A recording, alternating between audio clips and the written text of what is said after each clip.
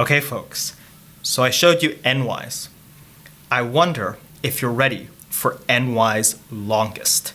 Nys longest is just what happens when you swap out zip with zip longest in nys. And to make this a complete version, we're just going to set the fill value, which is an optional argument that nys longest takes, that gives you its fill value, the value that it fills in.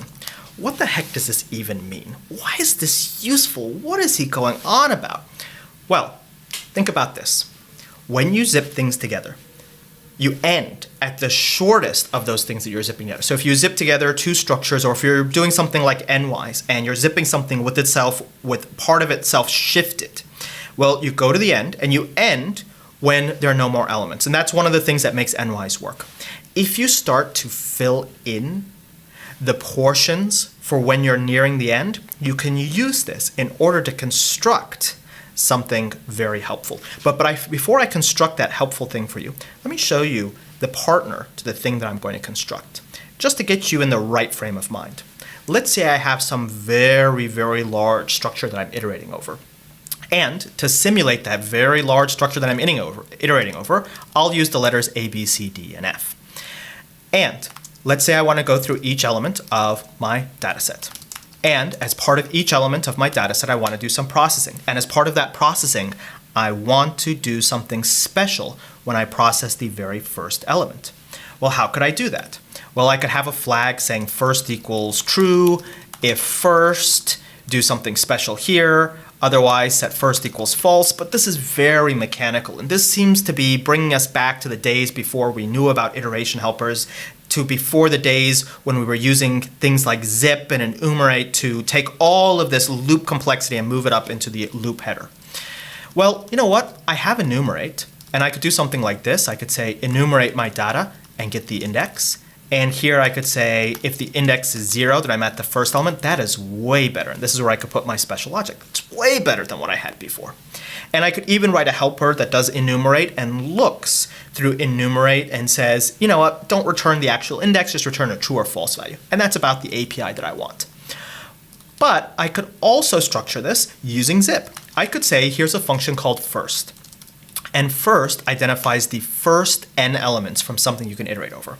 And the way it does it is by repeating the value true n times, and then repeating the value false an infinite number of times, and making use of this behavior of zip, that it ends at the shorter of these. Well, what I'll do is I'll take these two values, I'll chain them together to make it one sequence that's true and then false for the rest of eternity, and zip it with my structure.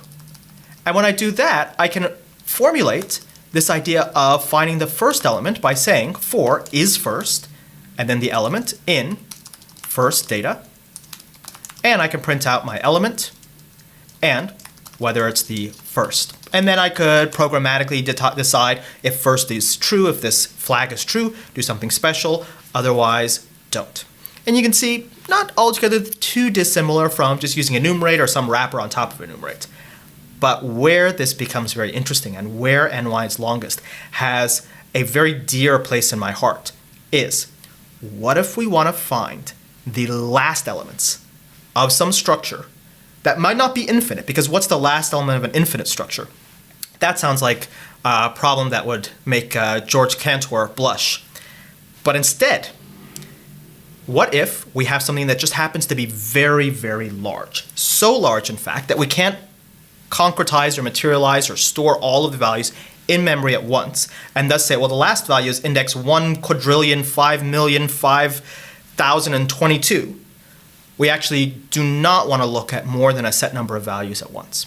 What we could think is, if we were to zip that value with itself using the little nys trick, if we were to find windowed views, but instead of using zip and nys, we were to use zip longest and nys longest, when we'd start to see those extra values get filled in with that fill value, when we'd start to see ourselves nearing the end of the collection, then that would be our indication that we're at the end of this structure.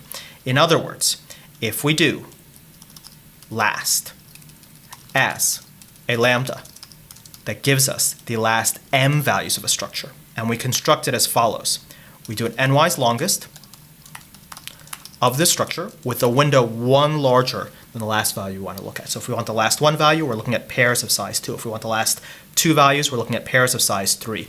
When we start to see ourselves being filled in with that fill value, we know we're at the end without needing additional storage larger than the total number of elements that we want to flag as being at the end of the collection. And so all we have to do here is we have to say, here is our rest. Let's get the last element of that rest, see if that is some sentinel, and then get the first or the head value, let's call it head, head rest in n-wise longest. There we go. And we just need to pass in a sentinel so that we can disambiguate between values that might naturally be in this structure and values that we want to flag as indicating that we're at the end of the structure. So all we have to do is swap this out, same looking API, doesn't matter how large the structure is as long as it is reasonably, actually it doesn't really care how long it has to be, and we just have to spell fill value correctly. And there we get a use for n-wise longest.